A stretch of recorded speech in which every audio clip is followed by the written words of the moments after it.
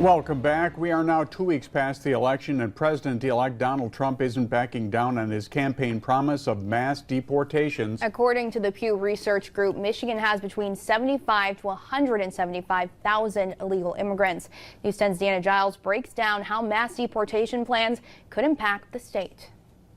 President-elect Donald Trump promises to carry out a mass deportation of immigrants, a pledge he has made since early in the presidential campaign. On day one, I will seal the border and will begin the largest domestic deportation operation in the history of our country.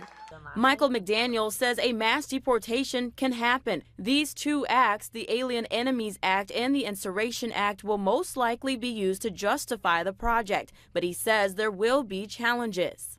You've got lack of personnel. Customs and Immigration Services has, I think, 38,000 total personnel.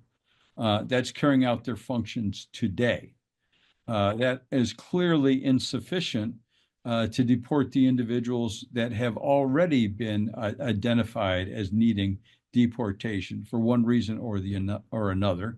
Michigan State clinical professor of law Veronica Thronson says the project raises a lot of concern and fear, especially for those living in Michigan. A mass deportation would entail an immense amount of resources to be expended at the expense of other programs that are going to suffer. The American Immigration Council says considering funds for arrest, detainment, processing, and removals, a one-time operation would cost the U.S. at least $315 billion. Thronson says immigration attorneys like her and her students are preparing for the worst-case scenario of a mass deportation. In East Lansing, Deanna Giles, News 10. Veronica Thronson says it's still unclear if immigrants living in sanctuary cities, which are meant to protect the undocumented, would be protected against a mass deportation plan.